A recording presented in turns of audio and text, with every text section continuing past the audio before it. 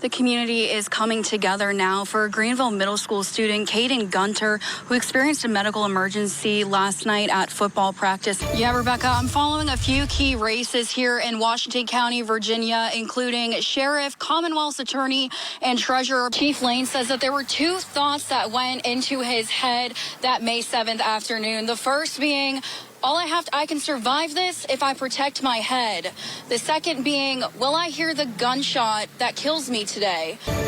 Yeah, Rebecca, we haven't seen any protesters yet, but we have heard that they are expected to be here at some point and will be making their way down here to the Brinkley Center. Nothing says the holiday season more like giving back, and that's exactly what Night of Smiles does here at Bristol Motor Speedway. I just figured since I was here, I should at least lend a little helping hand. I'm at the 81st annual Santa Train packing party at Food City on Eastman Road. And for all of this to come to life, she says it's been 4 years in the making. I'm requesting to know, what is the process for teachers and staff to legally report sexual harassment on a student? If that's a FOIA request, technically we've got 5 days to respond. On Thursday, the Scott County Board of Education met for its monthly meeting, where several community members spoke out on their concerns regarding alleged inappropriate behavior by a teacher at a Scott County high school. And the kids also, they need to know that someone cares, not that they have to feel intimidated or like they're being told they're,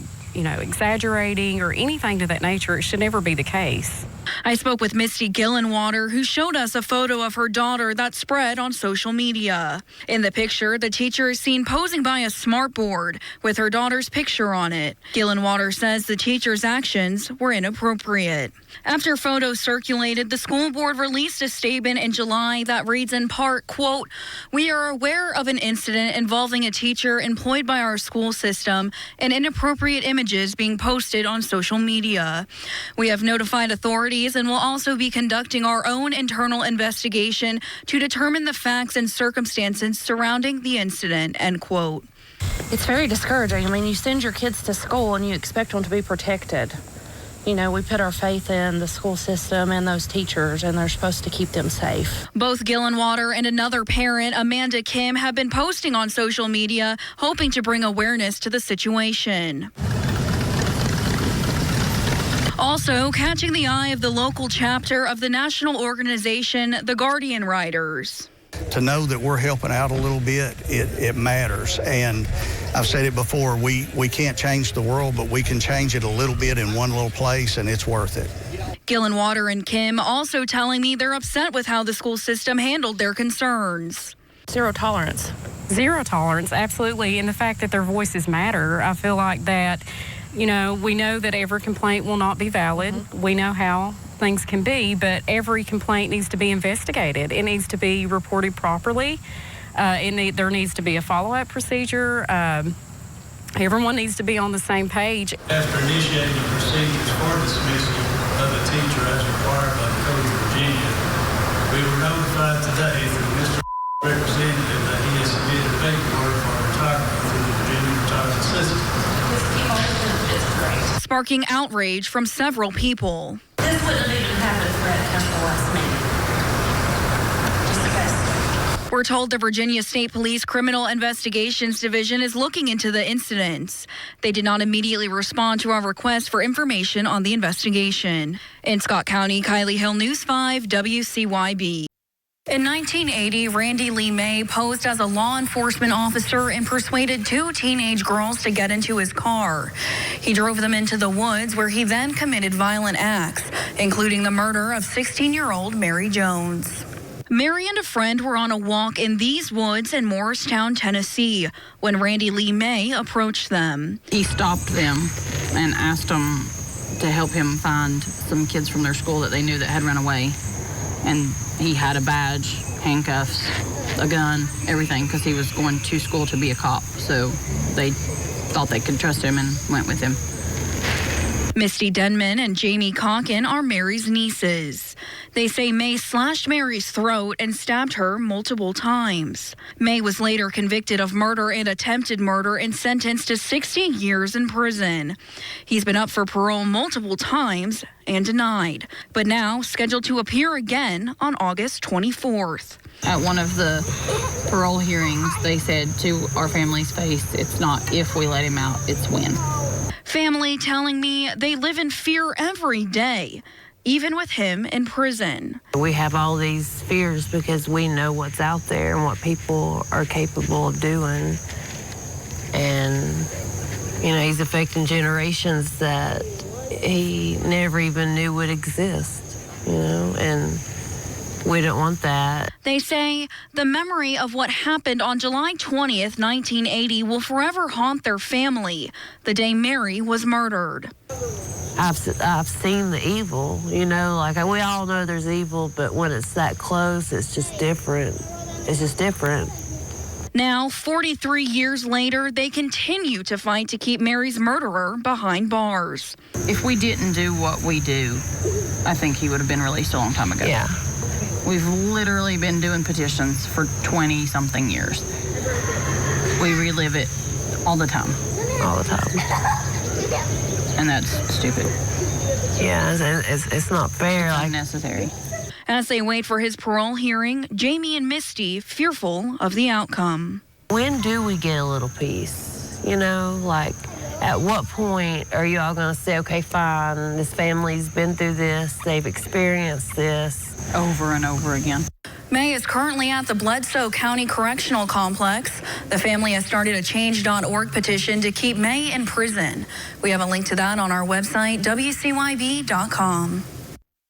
An emotional day in the courtroom after James Buckland was found guilty on all 5 counts he was facing. He's convicted of the attempted murder of Norton Police Chief James Lane. Yeah, this was one of the most emotional cases that I've ever personally been a part of, and I can't say enough about Stephen Davis and Suzanne Kearney-Quillen for the work that they've put into this. Stephen was on the scene that day. He's literally followed this case from the beginning to the end. Adding the Commonwealth got the outcome they expected.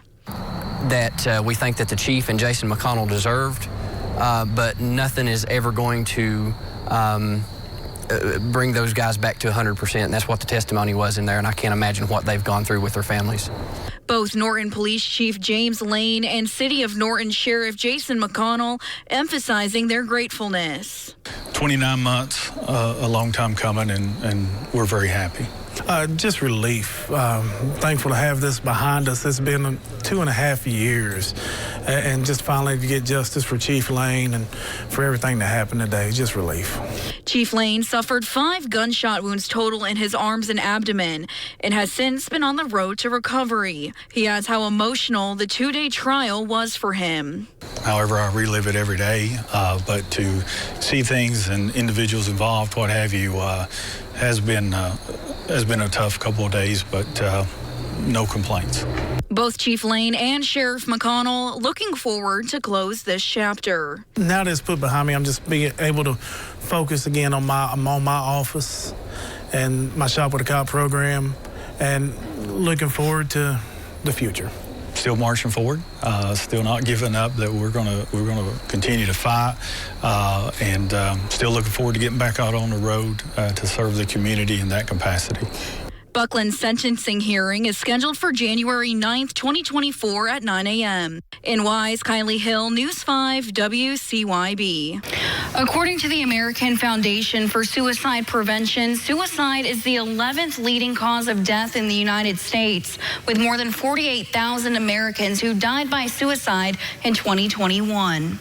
14-year-old Aydin Trent was 1 week away from celebrating his 15th birthday when he took his own life. I really want to know what drove him to do that. It bothers me to know he's gone. It's been hard. Me and Aydin and my other brother lost our dad to suicide. So losing a brother the same way, it's not been easy. Aydin was a sophomore at Cherokee High School and a cadet in the junior ROTC program. He loved JROTC.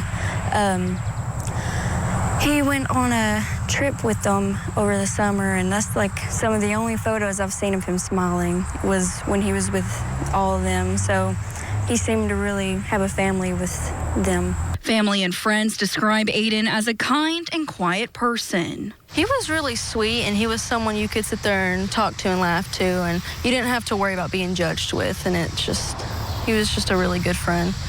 I feel like you could always talk to him no matter what. Last year we went to eat together, and I didn't think he was having fun because he was so quiet, and then turns out he was talking about how fun it was and how he wants to go again, and he's just so quiet.